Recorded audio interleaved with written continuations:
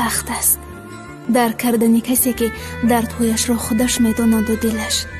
زیاد عاشق نشو، زیاد اعتماد نکن، چون همین زیاد بعداً زیادی ناراحتت میکند. ترانه امروزه ما از قلب دردمند و پر از غصه یک دختر جوان و زیبای قصه میکند. واقعا بعد از شنیدن این سرگذشت ندانستم با او گریه کنم یا دلبرداریش کنم. همه ما را در زندگی امتحانی سخت انتظار است، ولی هر نفر با طور خود آن را پشت سر می کند. ولی این سختی ها ما را برای همیشه یا می شکنند و یا با قوت می کنند. لیک فراموش نکنید اگر اجازت شکست را دادید، پس هیچگاه امیدی دوباره زیستن در قلب شما پیدا نمی شود. سختی ها می گذرند ولی زخم هایشان باقی می مانند. من در اویله ثروتمند به دنیا آمدم. همیگونه شروع کرد آن دختر. در اویله ما همه از روی خطی کشیده پدر و مادر رفتار می کنند. یعنی تربیت ما دیگر بود. با وجود داشتن تمامی شرایط هیچگاه بیهوده به جای نمی رفتیم. سخن کلانتر را رد نمی کردیم.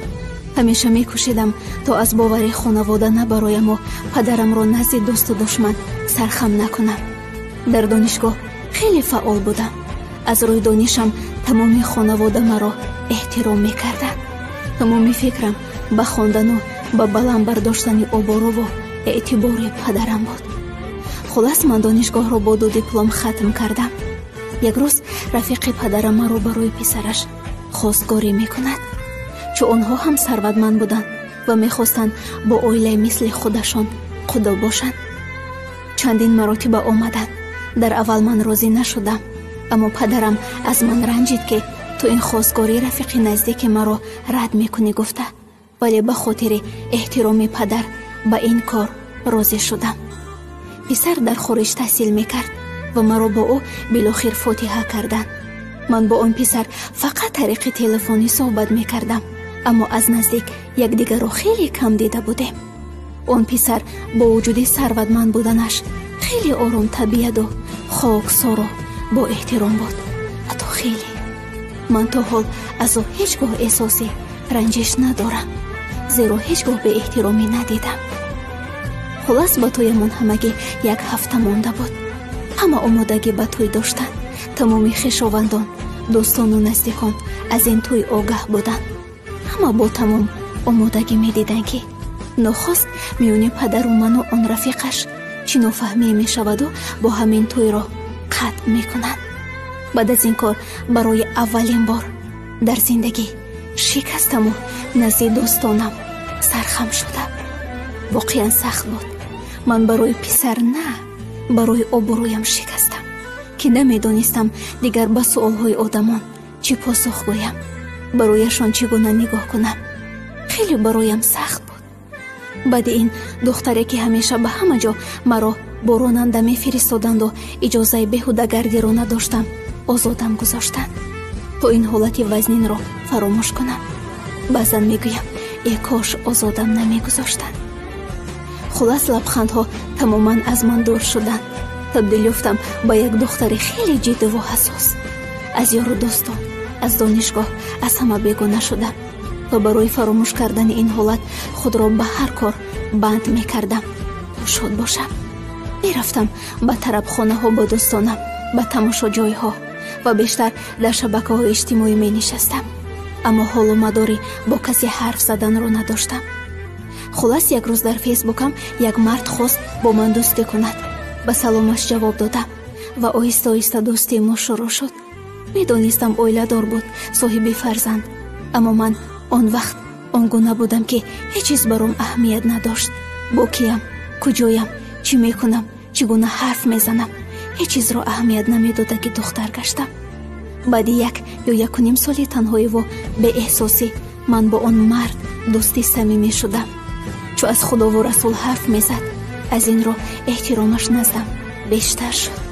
آنگونه حرف میزد که هیچ عقلم نمیگرفت که مگر در این دنیا این گونه مرد خدا ترس و مهربان و با تربیت وجود دارد گفته. خلاص این صمیمیتش سبب شد که دوستی ما به عشق تبدیل یابد. من فقط یک فکر را داشتم که توانم کنار نفر گذشتم را فراموش کنم. و آهسته آهسته ما واخوردیم با او. یک روز با فریب و عادتهای دروغی داشته خود مرا به دام خودش افتانده به ناموسم دست زد. از آن روز شروع من تا امروز هیچگاه تبسم صمیمی را ندیدم.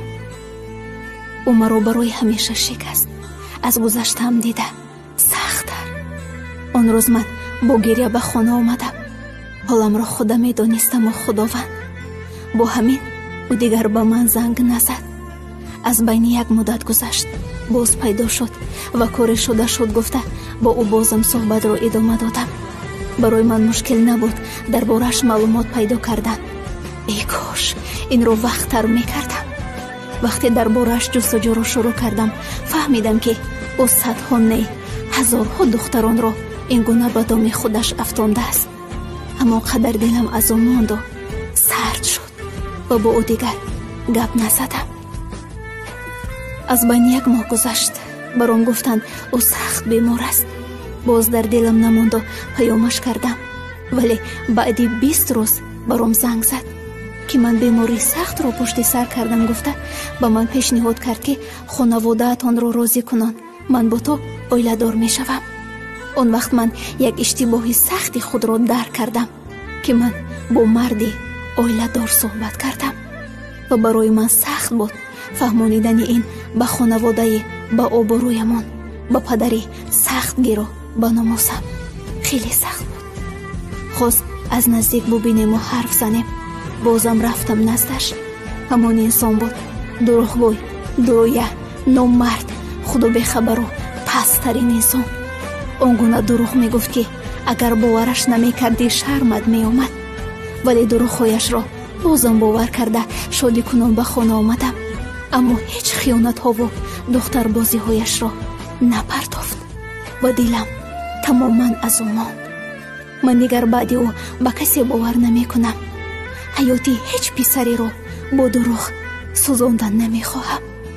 من هر وقت به مادرم نگاه می کنم درونم می سوزد که فردا جواب این خطای مرا او می دهد. گفته 100 بار خواستم دست به خودکشی زنم، اما باز از خدا و از قیامتم ترسیدم که این دنیایم ساخت، از آخرتم را نیز سوزاندن نمی خواهم. تمام مرد دنیا در چشمم بدند. دیگر به کسی اعتماد نمی کنم. دلم به خودم، به حیاتی جوانم می سوزد که یک نامرد آن را برباد داد. با وجود با سواد و صاحب علم بودنم آنقدر دروغم گفت و نقش بازید که باورش کردم. من تا وقتی هستم در نزد خداوند خود را گناهکار می حسابم.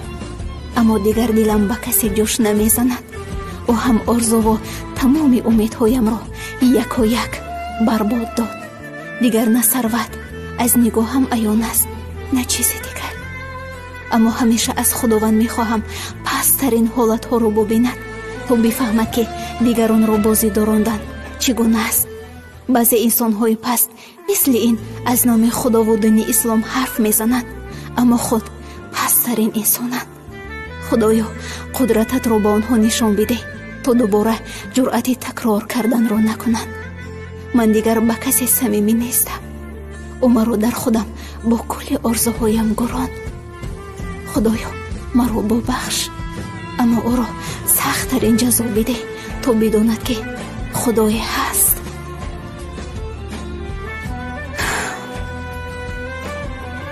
این دختر خواست تا سرگذشتش را برای شما قصه کنیم تا عبرت دیگران باشد. هیچگاه به عشق باور نکنید عزیزان. پسترین سختی ها را از روی عشق میبینید. هوشیار باش خواهرم، به خاطر دروغ کسی خودت را فدا نکن.